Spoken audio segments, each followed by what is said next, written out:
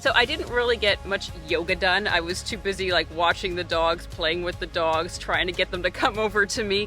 There were a lot of people and everybody was just so positive. There was so much like happy energy that was going around. And I think that made up for any yoga that I didn't end up getting done. Hi guys, thanks again for joining us for our post-game show with our pilgrimage guide guru, Lane here.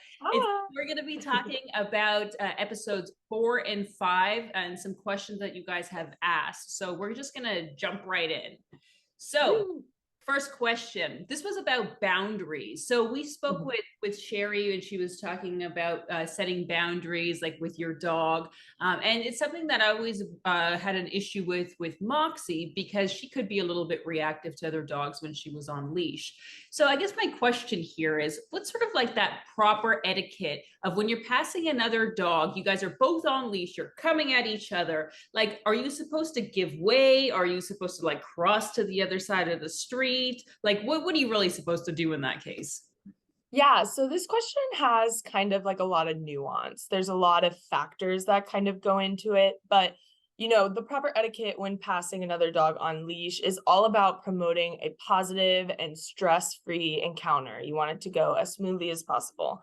And so if you see a dog heading your way, you want to kind of at first maintain like a safe distance and assess the situation. So is the other owner aware that you and your dog are heading their way? Do you see anything that could indicate that they don't want an interaction to happen? Like, for example, some dogs will have like patches on their harness or on their leash that say like in training, do not pet, things like that. Are they trying to give you more space? Are they trying to avoid you? Kind of all of these things you can kind of assess as they're walking towards you. You also want to assess your dog. Do they seem ready to have an interaction? Are they still really hyped up? Are they calm? Can they handle it? Because you're your advocate for your dog. So you want to make sure you're tuned into what they are feeling in order to handle the situation correctly. You also want to stick to the cues that the other dog owner is giving you. Do they seem like they want to just keep walking? Do they want to ignore you? So if the other dog owner seems that they want to just keep walking, you want to keep a loose leash on your dog, but make sure you're still maintaining control. And you just want to stay on the right side of the sidewalk, give that nice pass, keep a calm energy because you don't want your dog to feed off of any negativity that you could be passing off, especially if you're nervous about this passing situation. If you want to initiate an interaction, you always, always, always want to ask the other dog owner first as they're approaching, a simple, do you mind if our dogs greet each other? And then it's really up to them because they know their dog best, whether to say no or not. And if they say no, you got to respect the no. They know what their dog's going to react to. And if they say no and you still initiate that interaction, it could cause a problem. And then on the flip side of that, if someone asks you if their dog can greet yours and you don't want them to, there's no shame in just giving them a no, this is not a good time for us, or no, we're in training right now. Because again, you're the biggest advocate for your dog because they can't speak for themselves. So you want to make sure you have those clear yes or no's, and setting your dog up for success. And at any time, if at either of the dogs seem anxious or stressed or aggressive, you just want to calmly and confidently lead your dog away and create that distance. Yeah, that's great. Yeah, it's funny when you were saying that about like what to tell the other person if you think that your dog isn't ready. I remember when we were at your dad's place and we had Whimsy, she was still a pup. She had her first 2 vaccinations or first set and not the second set. And somebody came up early in the morning, like Whimsy was out there doing her business, and somebody came with their dog that was really hyper, and this woman was very talkative and she wanted like the dogs to meet. And I said to her, no, like Whimsy was basically cowering behind me, or she was like taking cover because she was scared of the dog. Like she hadn't had a lot of interaction. And I said, no, she hasn't had all of her vaccinations yet. And I realized that was probably not the smart thing to say, because then the woman came back and said, oh no, my dog is all vaccinated. And like, that was okay. And so now they should be able to. Then I had to take another step and be like, she seems a little bit scared, like she hasn't met a lot of dogs. Yeah. Like, let's just keep a distance. So it was I think my idea of just saying that she's not fully vaccinated yet was not the right way to do it. Dog people with their dogs walking and then like a four-way stop and like Yeah. Go first. yeah, who got Assessing, everybody's like are you doing your hand signals? it's a bit of a dance, you know, it's a bit of a dance. The do not pet patch, like I have seen that. I never really understood like what the purpose of that is. It seems very like off-putting or yeah, sort of yeah, but it makes a lot of sense. Like if your dog like is a little bit more reactive, or if you just don't want other people coming up to your dog, like it makes sense to have that. I just, for myself, it makes me feel a little bit uncomfortable to like have that on my dog, to see like the do not pet sign, because like you expect dogs are supposed to be friendly. Like we have all these ideas about what dogs are supposed to be and how they're supposed to act. And when you sign like that, you're basically saying, no, my dog is different and you have to treat it differently. A lot of people also use those patches if they have a service animal. So it's really important to respect them. Even if you don't think the dog is like working, they could be, you don't know. So it's just important to keep an eye on all of those things. And while you're assessing the situation, maybe like look out for those. You go to a foreign country and then there's those certain like Lonely Planet words that you need to learn, like donde baño and things, you know. Jess's first thing in like all these different languages is gonna have to be like, don't touch my dog or something. Okay, so the next question I had was about puppy yoga. When we were there, like, fun. I know. So we obviously did some stretching beforehand, and like it just sort of made us think about that question about like, does your dog need to stretch, or does it need to warm up before it does physical activity, the same way that like humans do? Because with Moxie, what we noticed was when she was in the cockpit and she had been riding for a bit, laying down and comfy, before we had her do like the leap down, we sort of like massaged her back legs a little bit, just to like get her warmed up, so that like after laying there, she could sort of get some movement again.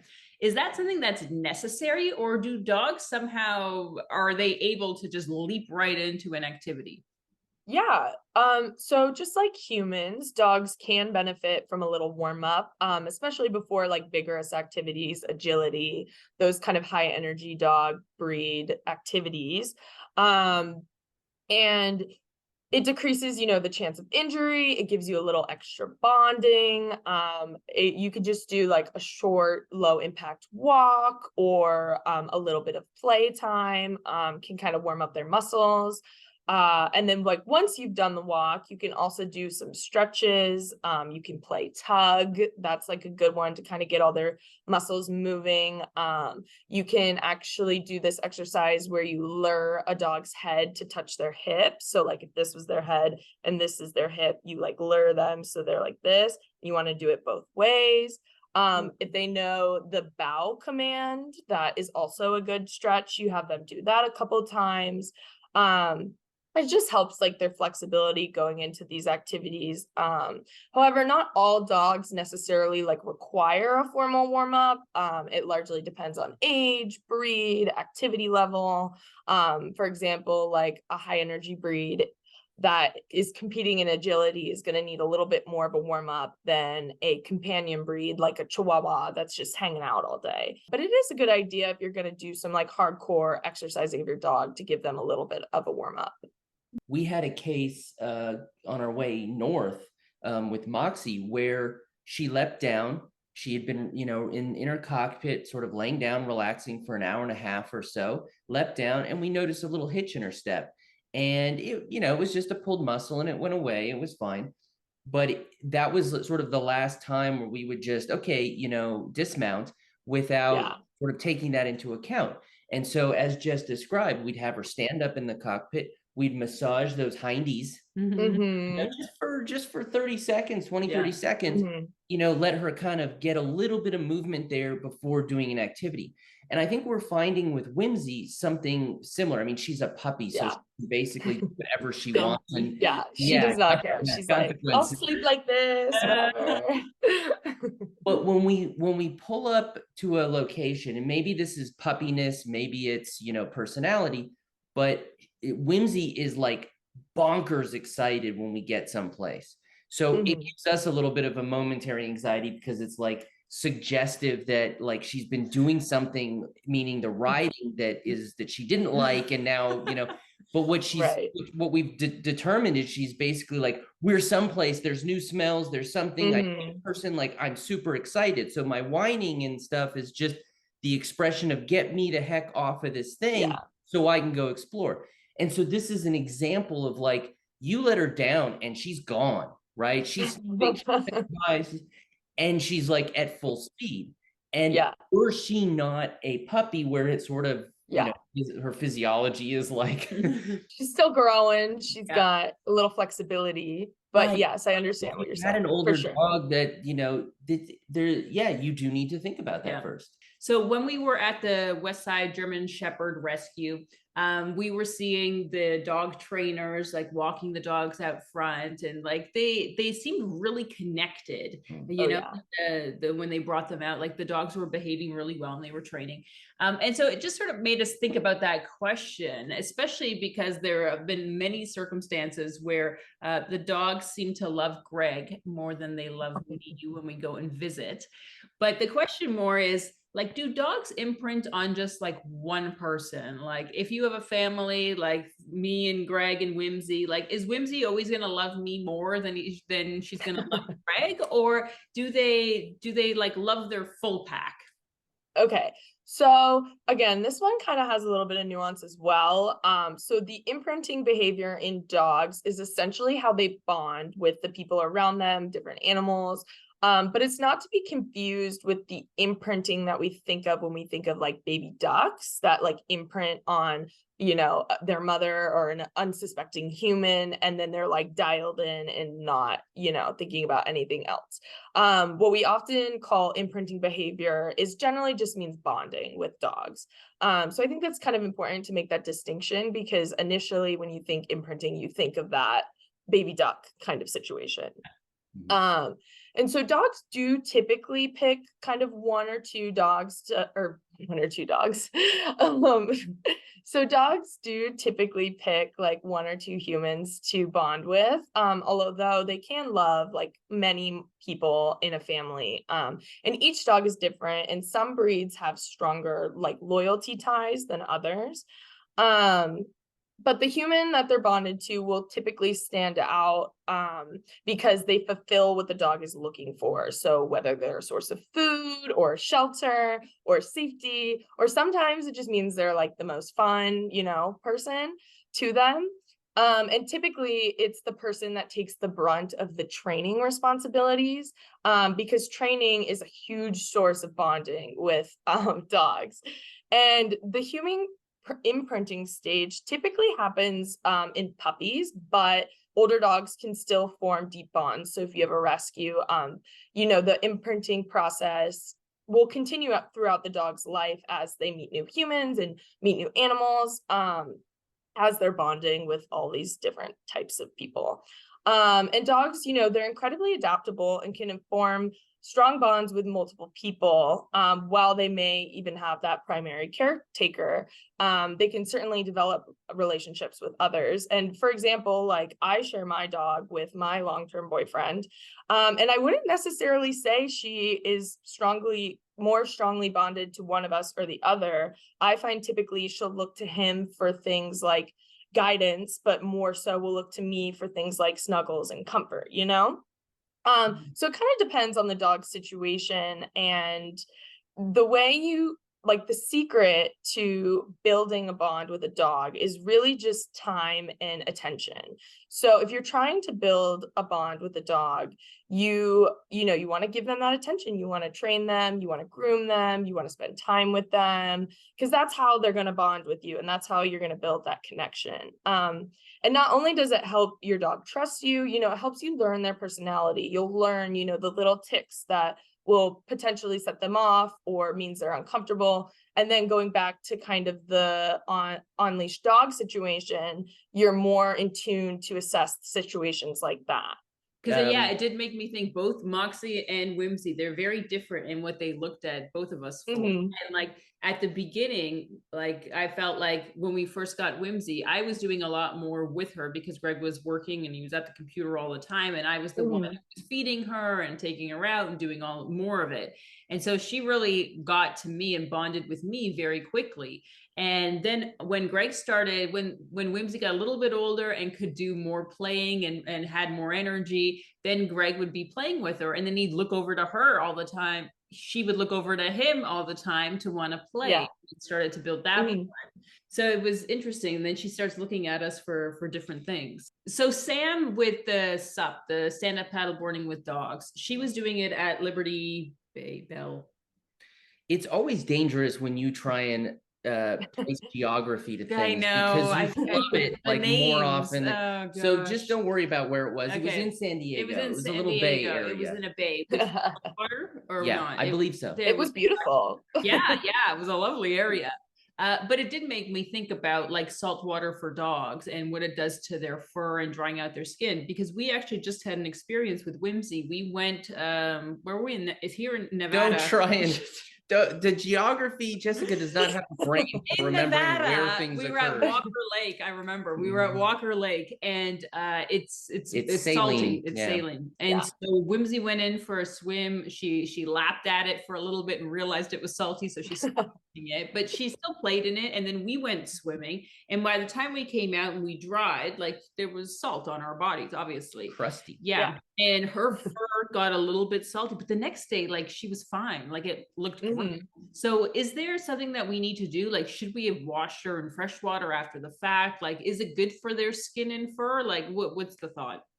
Yeah. So, you know, you're having a fun day, you're in the salt water. It's super fun for them, but it's crucial to rinse off their fur after with fresh water. I know that can maybe be difficult for you guys on the road, but it's definitely important, just because that salt water can dry out their skin and cause, you know, different skin problems down the line.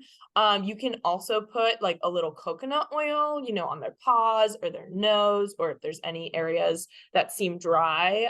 It's safe for dogs, and my dog loves it. And you also, not only on the fur side of things, you also want to make sure they're drinking a lot of fresh water post salt water, just to get even that extra hydration back into them. And something kind of else to look for is you want to do a quick check of their ears after, just to make sure there's no water stuck in there or there's no irritation. Because if you don't catch that, it can become a much bigger problem down the road. So you kind of want to just do a quick, you know, body check, make sure there's nothing too concerning. But mostly you just want to rinse them off with that fresh water, make sure they're hydrated. And you should probably give them a good little brush too.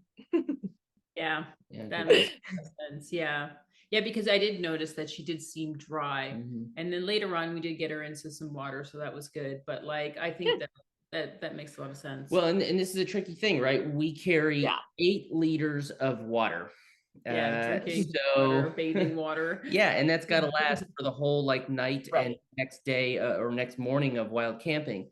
So, and sometimes these guys want to bathe a little bit too. So like a liter of water goes really quick. Interesting. Like, so is there any, I mean, you mentioned like coconut oil. I mean, would that be like or some sort of a moisturizer that, you know, you could sort of put over the massage dog? in? Yeah, so they do have like dog specific like moisturizers and hydrators and things like that. But if you want kind of a more at-home type of remedy, I would say go with the coconut oil, just because it's super basic, it's easy for them, and if they lick it, they can eat it and get it into their body. It's not as much of a big deal, but the coconut oil is a pretty good one. We went to see the Unstoppable Dogs, and that was probably one of the most unique activities that we pilgrimage. And these dogs, they had things like spinal issues, they had disabilities, or would you say disabilities? Yes. In terms of their walking. And so it made us think about mobility challenges. Yeah. It's worth just kind of breaking in there to say, like, you expect this to be such a kind of like heart tugging, kind of sad, kind of almost depressing, like, Like, oh, oh, you're these gonna poor see these dogs. disabled Yeah.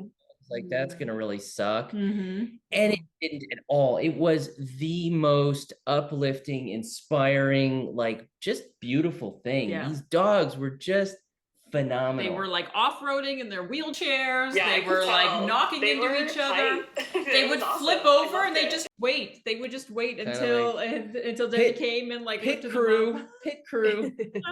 It was wonderful. Yeah. But it did make us sort of think about like joints and supplements for joints, especially as we thought about Moxie, and she obviously had her issues. But what are some of sort of like the common mobility challenges that like certain breeds have that you sort of need to look out for, and how to prevent them from moving forward to getting to that point as your dog potentially gets older? Yeah, so as your dog gets older, they will probably start to display some mobility issues, and it can really depend on the dog, the breed, the lifestyle. You know, we talk about this a lot. There's a lot of factors when it comes to dogs, especially their health. And some issues are more common than others. One of the most common issues is degenerative myelopathy. Hopefully I said that right, or commonly known as DM, which is a little easier to say. And this is kind of a progressive spinal condition in senior dogs. And, you know, the earliest stages, you kind of see weakness in their back legs, dragging their paws, loss of coordination. And the symptoms kind of get worse from there, but it is a hereditary condition that is spread from bad breeding. So it's not a painful disease, but it does result in mobility loss. And although it can appear in many dogs, it does mainly show up in German Shepherds, which is kind of interesting. Mm-hmm. And, you know, the preventative here is that you really just need to do your research. If you're going to get a dog from a breeder, you want to vet them. You want to make sure you have the lineage down, all of the certifications of health. And you can even, you know, ask for references, and any good breeder will be glad that you're putting in the research, and they'll be happy about it instead of, you know, being sketchy about it. Good breeders want to better the breed. They're not in it for the profit. So you really want to take those steps, those extra steps to make sure you're getting your dog from a good breeder if you're going to go that route. Because you could end up with a dog with a condition like this that'll cause problems later as they get older. That's a great point, because I thought about like Moxie in this case.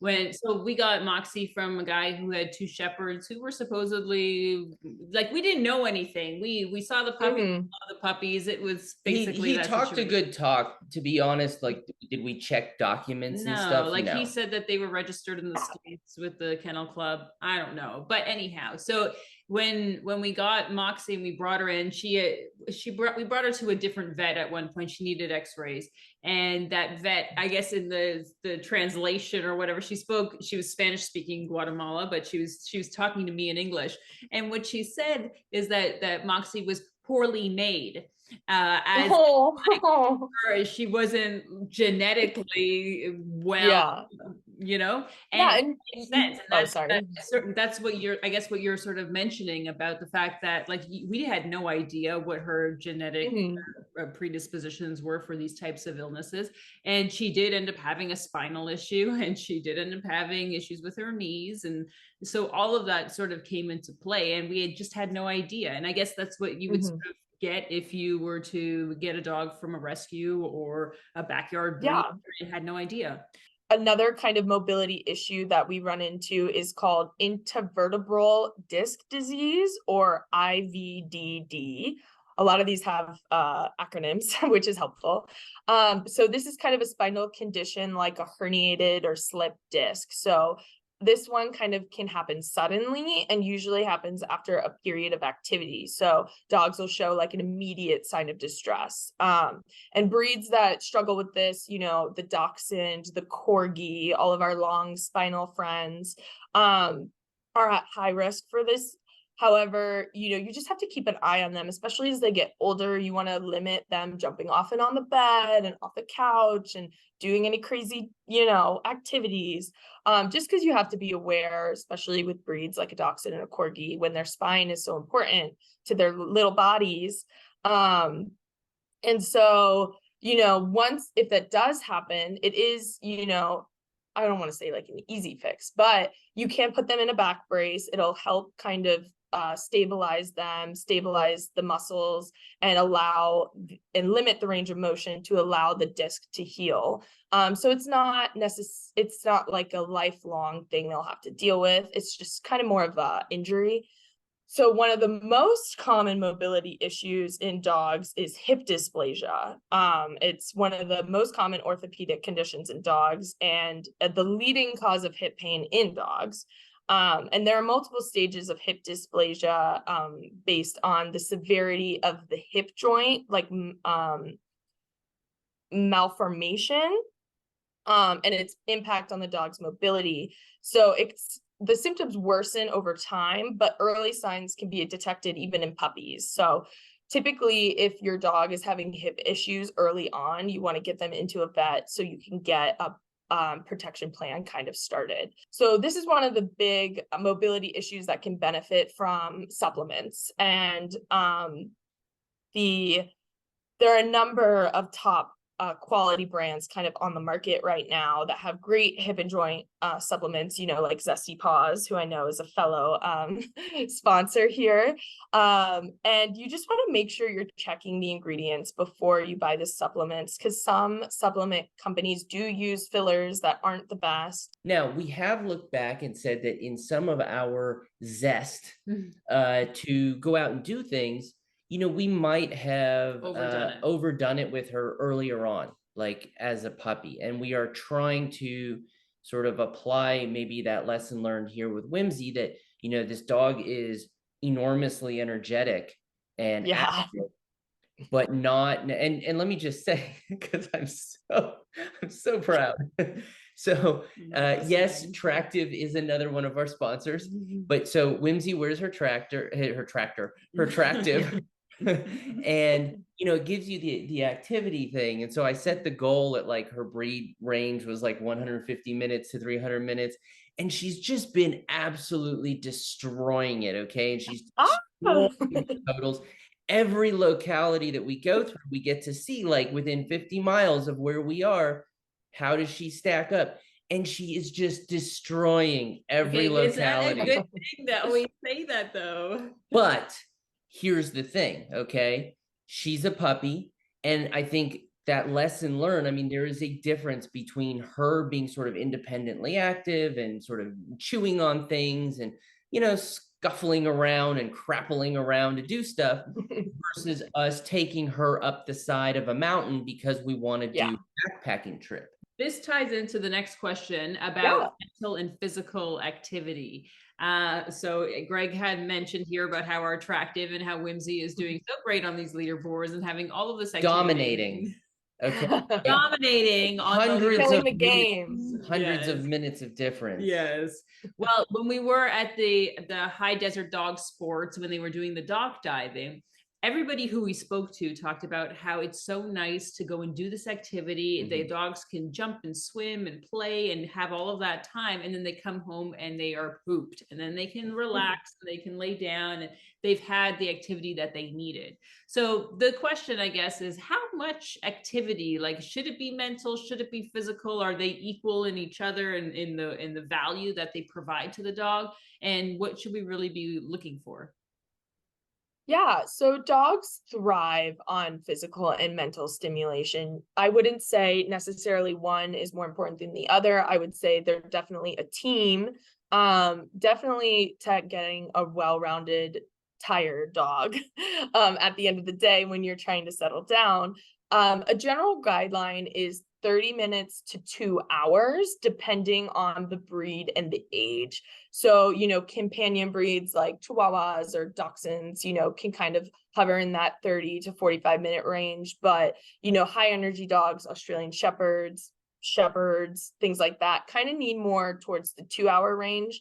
But ideally, like as long as you can. And again, it's kind of that bonding experience with them as well. Activities like walks, fetch, play dates with other dogs on like the physical side. And then on the mental side, puzzles, obedience training, interactive games like hide and seek, things like that. I have some examples. So we have, the classic Kong we love. So you can fill these, with things like banana or low-fat yogurt or peanut butter. You put it in the freezer. I also have a lick mat, same kind of deal. Kind of just see what fruits and vegetables you have laying around, or you can crumble a few treats on top just to like get them interested. We'll put like a whole carrot in the Kong and put stuff around it. Jessica needs to be shamed here, okay, very briefly, but importantly, you need to be shamed because we tried to do the towel thing, and I said, I think, you're supposed to like knot it so that they have to, no, you just kind of put the kibble on there and then you roll it up. No, I put kibble, I rolled it. I put kibble, I rolled it. Yes, exactly. Yeah. You rolled it up. And so she puts it on the ground and Whimsy just kind of snouts it and it just unrolls. And the smart dogs will pick it up and just let the kibble like go. Yeah. And yes. So then when we actually like tied it at both ends like a Tootsie Roll or something, right? Yeah. She had to actually like work it a little more and earn it. Well, some dogs will need a little more like challenge than others. Puppies especially, they are, they're learning so many things. It's good to give them a little bit of a challenge. Another way that we love to do is like if you have a toy bin or a toy basket, just dump all the toys on the floor, then take their kibble and kind of just spread it throughout the toys. And then they have to hunt through all of their toys and in the little crevices to find their kibble. That's also a great way to get kind of that mental energy out and slow them down on eating, because they have to work for it a little harder. That's a great idea. Those are great ideas. And so here's the deal. The classic Kong is classic. We have one, and we're constantly using it. And I will add that the best fetch toy ever is the Mother Hucker made by Ruffly. The second best, in my opinion, is the Kong. And I know they don't like suggest it as that, but because of its odd shape, it bungles around and it's great. Yeah. I was hucking with Whimsy. We lost our Hucker, which happens to us far too often. He left it at a wild campsite. Yes. And but it's biodegradable, so it's gone now. But we've been using the Kong, for fetch, and so it has this double factor, unpredictability of bounce. Exactly, yes. The unpredictability. Yep, I know exactly what you're talking about. Now, but Kong has another device that is almost as phenomenal, and it's not lost on me that they also are one of our sponsors, and I feel like we've got like the trifecta here or whatever. Yes. But it's beautiful when the sponsors that you work with are actually ones who you really believe in their stuff and you use it and you love it. Thus, I am talking about what's the name of this thing? Wobbler. I saw that in your video and I was like, I need to get one of those. Phenomenal. So we started with Whimsy with the Wobbler. Yes. So at first I turned to Jess when she was, preparing this thing, and I'm like, is this actually not maybe like a bad thing? Like we're teaching our dog that she has to like she can never just get a meal. There's always kind of like I got to do a whole thing for it. Like just feed me, guys. Until we tried it. And Whimsy just loved it. She like went bonkers for it. She's active. She's like, and she thrashed thing. I mean, she like learned how to use that. She's just boxing this thing, like style, okay, and then finishes with a hard right, like just amazing. Kibble goes spewing, and it's wonderful. Like I'm enjoying it probably more than she is, but it's wonderful because when you actually stop and watch her, you're supposed to be working and and you just kind of look and you just see the wheels turning, Get it out. What if I put it against that thing? What if I hit it over here? What if I pick it up and throw it? And Whimsy's such a fast eater. Like she just will anything. So this took like 10-15 minutes for her to eat her like kibble. So it slowed her down, definitely. But the idea with the towel was really useful for us because we couldn't bring the wobbler. The wobbler is like this big, right? And don't think that we both stood at the bikes where you could put it on the motorcycle so we could carry it along. This thing is, and it's not. It did look, base, you know, like the base is full of sand or whatever, so it stays upright. So, and we're like, well, you know, when you open it, there's actually a nice hollow. Like maybe you put the socks and underwear in there. So, but then you're like, yeah, once you start using it for kibble, though, you really did look at like, is there a way that this can be brought in a reasonable sense? But it just didn't happen. Well, Lane, thank you so much for being our guide throughout this adventure and this journey that we've been on. We've now completed the pilgrimage. We're now on the road with Whimsy. And she's here right now with us, laying down, sleeping. She's had her mental and physical. The reason is because she was totally bonkers with, you know, crapping around right before we recorded. So that is also, you know, the sort of learning of like work them right before you do something important. For sure. Prepare. Look out for future you. Yes. But yes, thank you again, Lane. Of course, thank you so much for everything, for being here, for all of our post-game shows, and for everybody who's watching. If there was something that we missed and you guys still want to know, feel free to put it in the comments. We'll reach back out to Lane and we'll get her to answer the question for you. But yeah, we are going to be continuing on to season 4 of Go Roughly Around the World, and we are continuing with Whimsy. We will be crossing into Mexico shortly. So stick around for that because I think it's something you're going to enjoy. Great.